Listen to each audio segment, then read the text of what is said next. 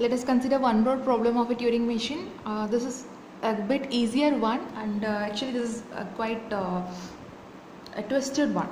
Here the machine has to accept all the odd numbers, and when it is expressed in binary. What does this actually describes is when you are expressing any of the binary number.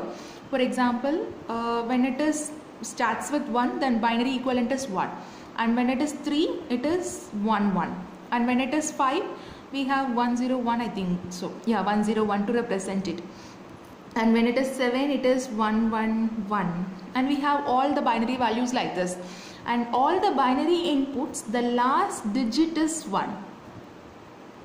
So we are going to accept an input if it is made up of zeros and ones, and if it end with 1, then we are going to accept the input. So that is the only twisted thing that over here. So now this is very easy to construct it now, right? So we have to find the last digit, and if the last digit is 1, we have to accept it.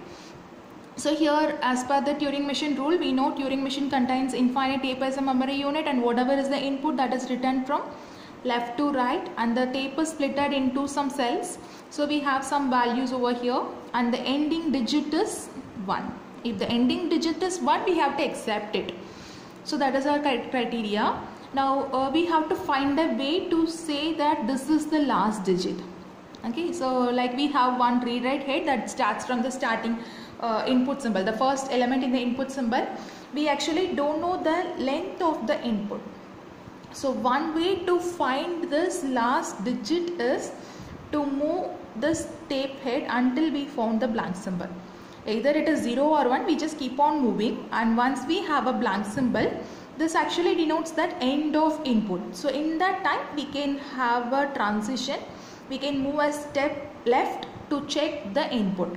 If the input is 1, then we have to accept it. So we have a very simple transition diagram to represent it. Start from the state Q0, a starting state. So in this starting state Q0, what happened? We are not going to disturb the state symbol. It might be either 0 or 1. We just keep on moving. So this is a self loop condition. I stay in Q0 itself for all the element. It might be either 1 or 0.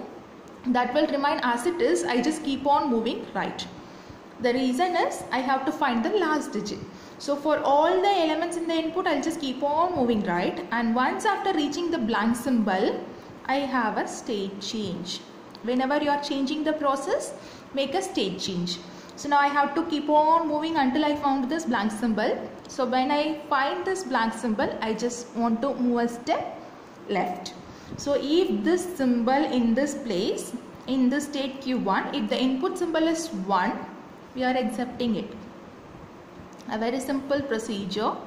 We are going for this acceptance state. When the input is 1, this 1 will remain as it is. We can move either left or right, that doesn't matter. We have to reach to an accepting state.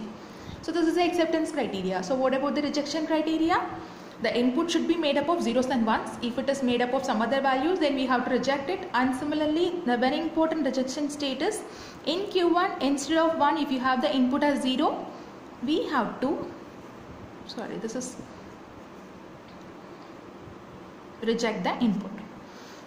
So in case of a Turing machine, we have to properly define what is acceptance and what is rejection state. The tape will always have the element whenever a transition enters into a final state, and if it is an accepting state, the input will be accepted, and if it is a rejection state, the input will be rejected.